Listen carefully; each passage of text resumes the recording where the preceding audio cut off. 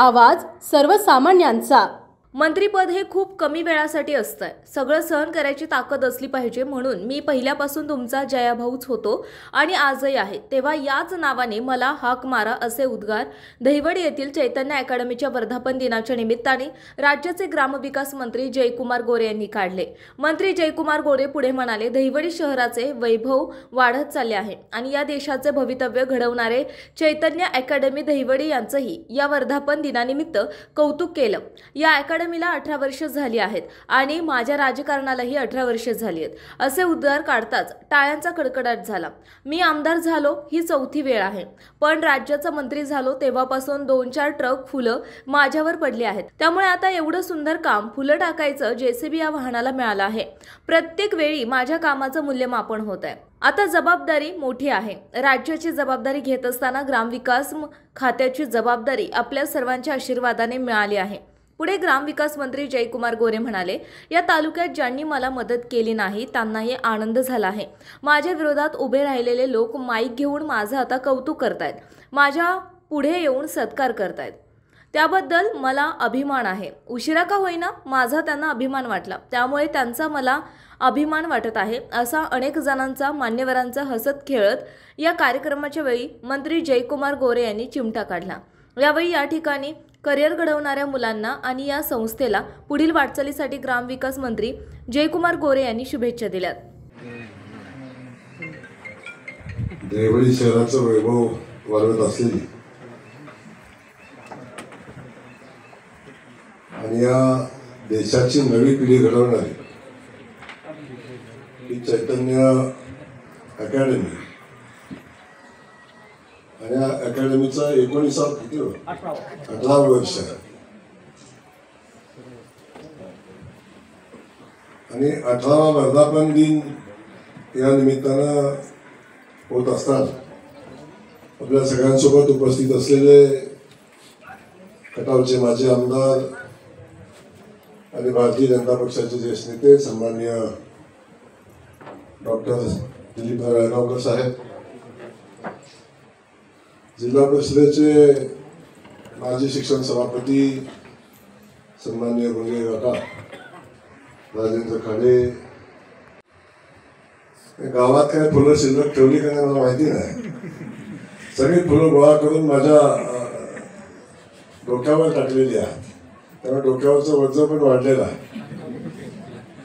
मी बघतोय गेल्या 10 वर्षापासून ची परिस्थिती, त्याच्या अगोदरच्या 10 वर्षाची परिस्थिती आणि त्यानंतरची आताची परिस्थिती।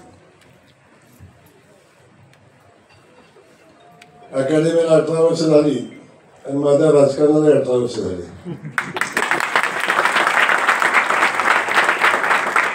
2.5 वर्षाचा जिल्हा परिषद सदस्य म्हणून काम केलं आणि तेव्हापासून आजपर्यंत आपल्या तालुक्याचा लोकप्रतिनिधी म्हणून आपल्या सगळ्यांच्या आशीर्वादाने काम करतो।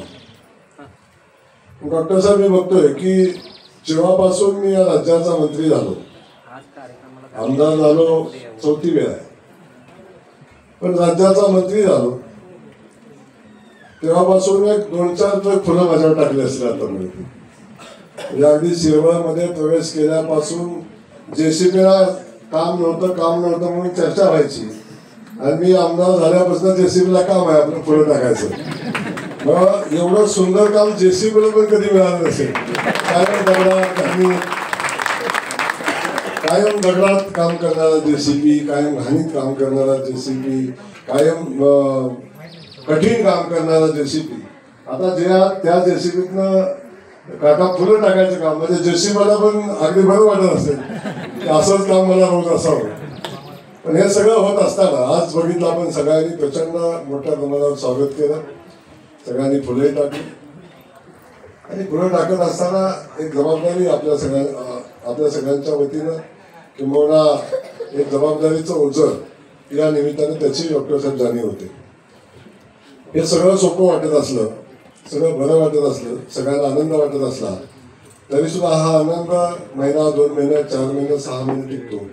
तिथून पुढं आपल्याला कर्तृत्वानेच पुढे जायला लागतं, तिथून पुढे आपल्या कामाचं मूल्यमापन होतं, तिथून पुढे आपण मंत्री झाल्यावर काय केलं याचं मूल्यमापन होतं, आपण आमदार झाल्यावर काय केलं याचं मूल्यमापन माझी जनता करतेच आहे. ते तर गेल्या 15 वर्षात 20 वर्षापासून आपण करताय. आणि ते मूल्यमापन जर झालं नसतं काका तर मी 4थ्या वेळी आमदार झालो नसतो. प्रत्येक वेळी माझा कामाचं मूल्यमापन होत आहे. आता जबाबदारी नवी आहे, जबाबदारी मोठी आहे आणि या राज्याची जबाबदारी घेत असताना ग्रामविकास खात्याची जबाबदारी आपल्या सगळ्यांच्या आशीर्वादाने आली. ग्रामीण भागामध्ये काम करणारा मी आणि ते काम करत असताना याच भागात काम करण्याची जबाबदारी आदरणीय देवेंद्र फडणवीस साहेबांनी पक्षाने माझ्यावर टाकली आणि ती जबाबदारी घेऊन पुढे चाललोय. तेव्हा माझ्या मातीतली लोक, माझ्या मातीतल्या माता भगिनी, माझ्या लाडक्या बहिणी, आमचे भाऊ, सगळे ज्येष्ठ पत्रकार बंधू असं काही स्वागत करतात. आणि भाऊ डॉक्टर साहेब मला आनंद याचा आहे, ज्यांनी मला मतं दिली, जे माझ्यासोबत आहेत त्यांचेच आनंद उपकार माझ्यावर आहे आणि त्यांना तर आतून हृदयापासून झालेला आनंद आहे. तो शब्दात व्यक्त होत नाही, लोकांच्या चेहऱ्यावरून मला समजतो. आणि तो बघत असताना या तालुक्यात ज्यांनी मला मदत केली नाही त्यांनाही आनंद झालाय, ज्यांनी मदत केली नाही त्यांनाही आनंद झालाय. तेही लोक माझं स्वागत करतात. माझ्या विरोधात उभे राहिलेले उमेदवार माझं माईक घेऊन कौतुक करतायत. आम्हाला अभिमान आहे, उशिरा का होईना पण माझा अभिमान वाटला याचा मलाही अभिमान आहे. शेवटी हे अभिमान वाटण्यासारखं काम या मातीतला सुपुत्र करतोय याचा त्यांनाही अभिमान आहे. म्हणजे मी अभिमान वाटण्यासारखं काम करतोय हे त्यांनाही मान्य आहे. तर आता निवडणुकीला उभं राहण्याची माझी इच्छा आहे पुन्हा, कारण आपल्या सगळ्यांना जर या सगळ्या गोष्टी असतील, बाकी विषय चर्चेचा सोडा, पण त्यांनाही मनापासूनचा आनंद आहे.